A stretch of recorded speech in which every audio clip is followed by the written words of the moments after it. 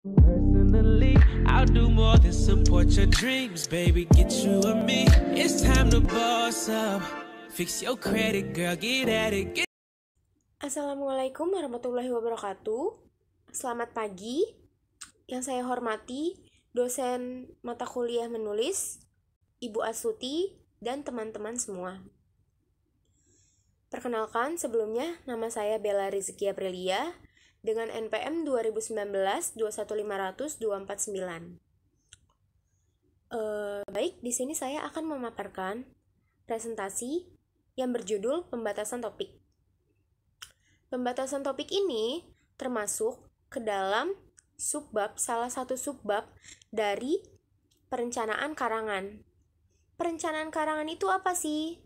Perencanaan karangan adalah proses awal dalam membuat karangan menulis. Proses awal dalam membuat karangan sampai dengan akhir penulisan. Penulisan sebuah karangan harus mempunyai persyaratan. Karangan juga secara teoritis, perencanaan karangan ini ada 3 tahapan, yaitu yang pertama pra penulisan, yang kedua penulisan, dan yang ketiga pasca penulisan. Pra penulisan sudah dibahas oleh yang presentasikannya kemarin. Ada yang tahu nggak sih topik itu apa? Topik itu berasal dari bahasa Yunani yang berbunyi topoi. Topoi itu apa sih? Topoi berarti tempat. Dalam tulis menulis berarti pokok pembicaraan atau sesuatu yang menjadi landasan penulisan suatu artikel. Baik, kita akan masuk ke dalam materinya, pembatasan topik.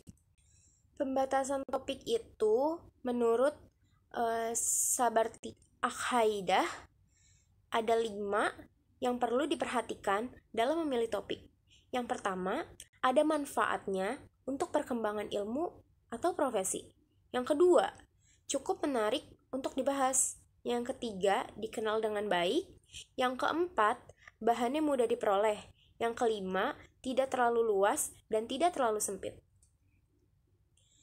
Ada juga menurut Keraf. Menurut Keraf itu ada pembatasan topik. Keraf ini merumuskan kiat pembatasan topik itu ada 4 langkah. Yang pertama, harus menetapkan topik. Jadi kita sebelum menulis, kita harus menentukan dulu. Kita harus menetapkan topik, apa sih yang ingin kita tulis, apa sih yang ingin kita kembangkan gitu. Lalu yang kedua, ajukanlah pertanyaan. Maksudnya ini, apakah berada dalam kedudukan sentral itu masih dapat diperinci lebih lanjut? Bila bisa didapat diperinci lebih lanjut, jadi perincian itu harus ditempatkan di sekitar lingkungan yang topik pertama tadi. Jadi kita habis menentukan topik, kita harus mengajukan pertanyaan. Kalau misalkan yang berada di dalam kedudukan sentral itu masih dapat diperinci lebih lanjut, berarti perincian itu harus ditempatkan di dalam lingkaran atau di dalam pusat dari topik yang pertama tadi. Lalu yang ketiga, ada harus menetapkan yang mana perincian yang akan dipilih. Jadi kita harus kan habis menentukan topik, lalu kita perinci. Misalkan ada 5 perincian. Nah, di langkah yang ketiga ini kita harus memilih salah satunya. Gak mungkin kita harus semuanya kita masukin ke dalam topik itu. Tidak, kita harus memilih yang mana yang paling penting untuk kita masukkan ke dalam topik tersebut. Lalu yang terakhir, ajukanlah pertanyaan, apakah sektor tadi masih perlu diperinci lebih lanjut? Kalau misalkan dia masih bisa diperinci lebih lanjut, itu akan dilakukan berulang sampai diperoleh topik yang benar-benar atau topik yang sangat khusus. Baik, pembatasan topik tadi kan kita udah nih, menurut Keraf kan harus menentukan langkah-langkahnya. Selanjutnya, pembatasan sebuah topik itu mencakup konsep-konsep. Dia ada 4 konsep, yaitu yang pertama ada konsep variabel, data, lokasi atau lembaga, dan waktu pengumpulan. Dan waktu pengumpulan data. Topik yang luas itu bisa menghasilkan tulisan yang dangkal, tidak mendalam, dan tidak tuntas. Maksudnya itu topik yang terlalu luas.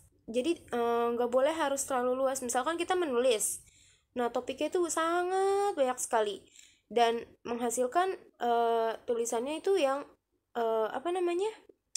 yang dikit gitu, lalu tidak mendalam dan tidak tuntas. Jadi permasalahan topik itu tuh permasalahan yang dalam topik itu tidak terselesaikan secara tuntas.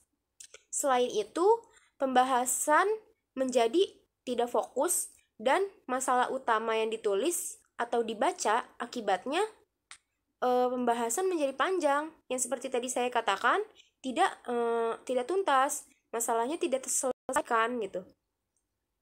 Lalu sebaliknya lagi, itu kan tadi topik yang terlalu luas. Gimana kalau topik yang terlalu sempit? Topik yang terlalu sempit dapat menghasilkan tulisan yang tidak kurang bermanfaat bagi pembacanya.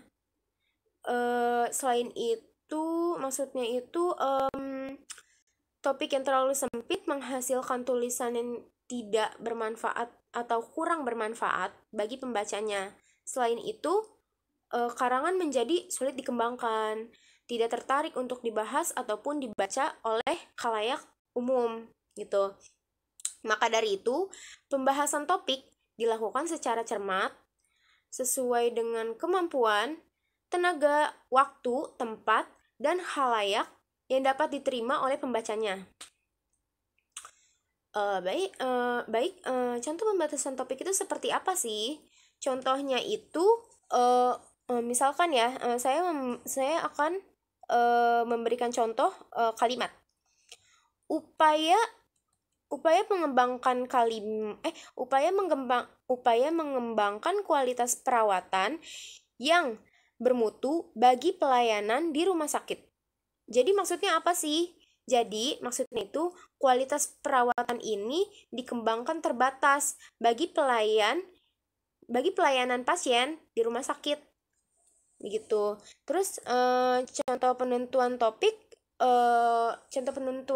itu ada tema dan judul dalam membuat suatu karangan. Jadi selain topik ada juga nih tema dan judul. Misalkan contohnya itu topiknya ya nih. Topiknya banjir di Jakarta Barat. Temanya apakah sebab terjadinya banjir dan bagaimana cara mengatasi akibat banjir tersebut. Lalu judulnya penanggulangan akibat banjir di Jakarta Barat.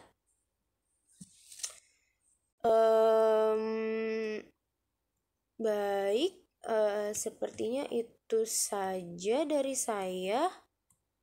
Kurang lebihnya mohon maaf. Wassalamualaikum warahmatullahi wabarakatuh. Hit that gym and get back fine.